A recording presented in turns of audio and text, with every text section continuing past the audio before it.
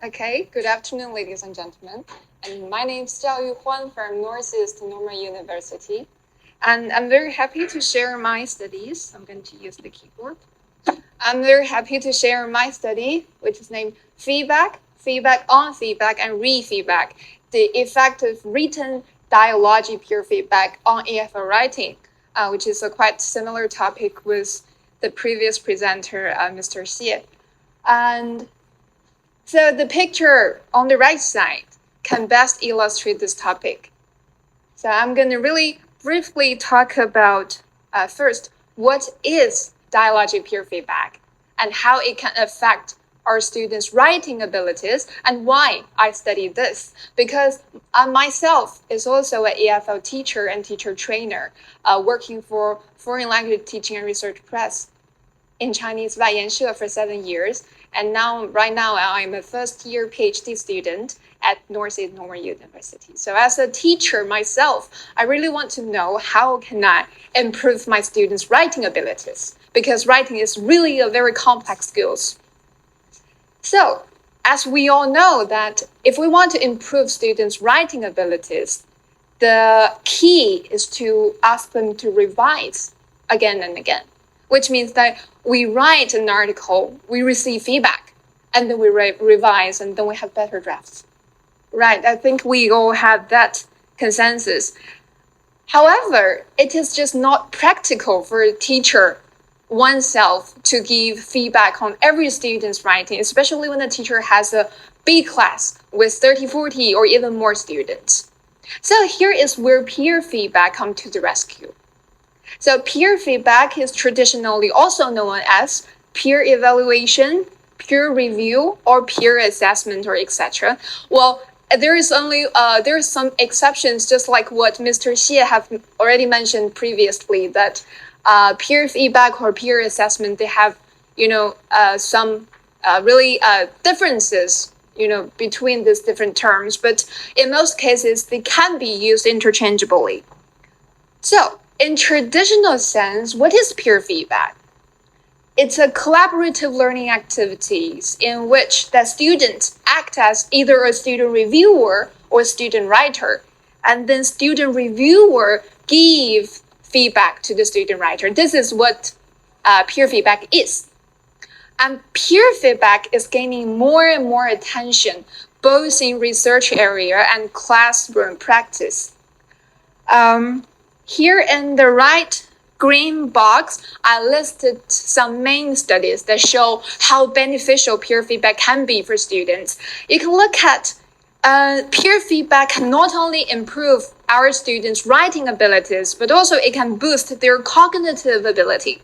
It can also promote their social affective development. And of course, it can enhance their language proficiency. However, I must say however. However, sorry for the font. I think there might just be too small for you guys. Okay. However, students often report challenges, but I can also invite you to come closer to the screen. However, students often report challenges. The student said, "Oh, I just can't understand what my student peer reviewers say." So they report challenges such as lack of clarity in feedback. Or they just don't know how to use the feedback they receive, right? Therefore, there is a reconceptualization of peer feedback. Reconceptualize it from one-way transmissive model, which means from feedback reviewer to feedback writer, to a two-way dialogic approach. So it is dialogic. Dialogic comes from dialogue. When it comes to dialogue, it's very natural to think of just like what we're doing now, face-to-face dialogues. However, as a teacher myself, I noticed that face-to-face dialogues are just not practical. They're constrained by time and space. I don't have that enough time for setting up face-to-face dialogue. That's why I turn to those non-face-to-face dialogues, which means technology-assisted written dialogue between students. Then I went for reading those existing literatures, and I found that there is a very commonly used strategy called back review. I wrote here. I know it's quite small. I'm sorry. I apologize for the fonts. So back review in Chinese, 回评, which means student writers receive feedback from student reviewers and then give feedback on feedback. However, in the existing literature, that this is very problematic because those back review only ask students to rate the helpfulness of feedback, but not directly addressing the writer's concerns with the feedback. So therefore, I turn to those written dialogic feedback studies. But I found that they were all limited to case studies without any quantitative results or evidence. And they did not examine the effects of dialogue on writing scores, which means it seems no one in this field of study has examined how can dialogue improve students' writing scores, because that is the ultimate goal as an English teacher. Therefore, that is the importance of this study, that I conducted a quasi-experiment last year with my student to examine the effect of peer-to-peer written dialogue on students' behaviors, which means including their writing scores and their attitudes compared to the absence of dialogue. So I also set up a control group. This is how I conceptualize this activity. I ask a student to do the 3-step activity. Number 1 is a traditional peer feedback, which means ask student reviewers to give feedback to student writers, and then ask student writers to clarify, respond, tell if you agree or disagree, and ask questions if you don't understand. And then the 3rd step, then ask student reviewers to give another round of peer feedback. They can either refine, improve their feedback, or they can propose a new piece of feedback. Because this study was conducted last year, that was due, we had limitations due to the COVID-19. So I asked my students to give feedback with Microsoft Word. I think we all know how to use it. I asked the student to insert comments with the comment function and upload the files to QQ share folders.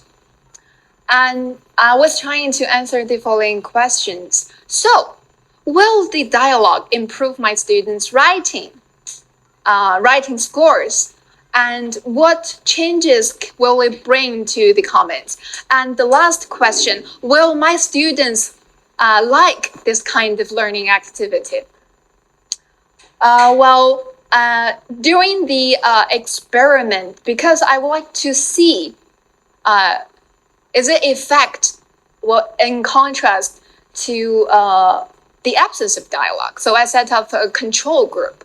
In the control group, students received this very traditional assignment, which means students were asked to write a piece of essay and then submit the essay and then do peer feedback, just 1 round, and then resubmit their drafts. But with the experimental group, I added another session, which is called what I called dialogic process, which means ask students to give feedback on feedback and then re-feedback. Well, the results were quite positive, so I'm quite satisfied with this kind of experiment that we conducted last semester.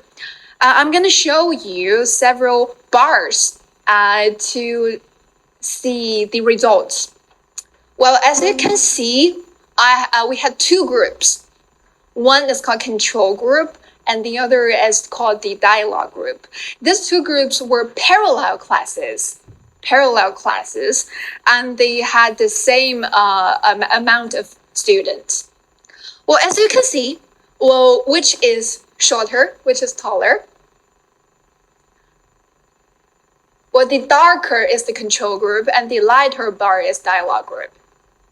So as you can see, before the dialogue, the experimental group, the dialogue group, already provided more feedback, which might be the students in dialogue group are more self-motivated. When I conducted later analysis with SPSS, I used ANCOVA and with group as a categorical predictor variable, which means I have to take into consideration these differences before the intervention really happened. Well, as you can see right here in the horizontal bars, XA1 and XA2, because I believe that learning is a cumulative process, it might have some kind of delayed effect. So I used 2 tasks to conduct this kind of research. And let's see how dialogue affected students' provision of feedback, which means the amount and accuracy of the feedback they provided. As you can see that in SA1, SA2, and when I averaging the 2 S's, the students in dialogue group always provided more feedback than the control group. And when averaging the results, you can see there is the larger effect size. And now let's look at how the dialogue affected students' adoption, which means how much they adopted the feedback. Well, as you can see for SA1, SA2, and for average of 2 S's, the results were quite positive. Students in dialogue group indeed adopted much more feedback than the control group. So the result is, yes, I succeeded. The dialogue process indeed helped writers make better use of the comments received. And then now let's look at something that I guess we all care much about is the result, the writing scores. As you can see here, the green bars show pre-intervention and the blue bars show after intervention. So as you can see, this control group, the darker bar, and the lighter bar is the dialogue group. So in each time, the dialogue group achieved higher writing score than the control group. And when averaging the pre-draft after the intervention, well, students indeed performed much better than the students without such a process. So yeah, another positive result, the dialogue improved the students' writing scores. And then I turned to a qualitative analysis of students' comments because I really want to see what happened to my students' comments. What kind of changes did dialogue bring to their comments? As you can see here, the tallest bars show that most students made changes rather than left comments unchanged.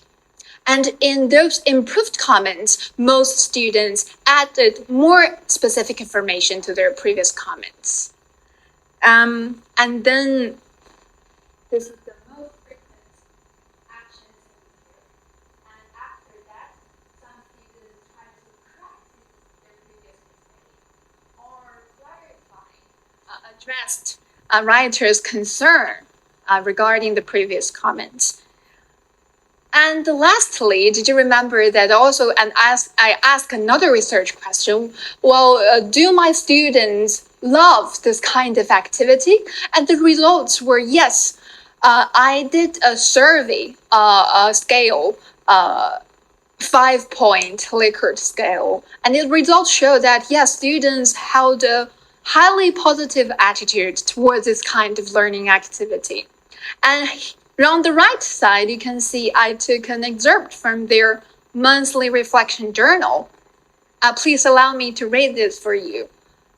One student said, I truly appreciate that the 2 rounds of peer feedback are of great use. It not only gives me a better chance, a better direction for the revision of the second draft, but also made me learn a lot from communication with my classmates. So as a teacher myself, I was quite happy because they love it. And so in the last, I have to talk about that. I would like to share with all of you, fellow teachers, because this kind of learning activity is really, in fact, effective because it can improve students' engagement with peer feedback. And more importantly, it can enhance students' writing scores. And methodologically, I think I used both quantitative and qualitative analysis. So it compensates the existing literature. And pedagogically, I think it offers a really practical 3-step solution for writing teachers if you want to have a try in your class. Hey guys, thank you for watching. This paper has been published this November in the Journal of Assessment and Evaluation in Higher Education. Please download the full text for further reading.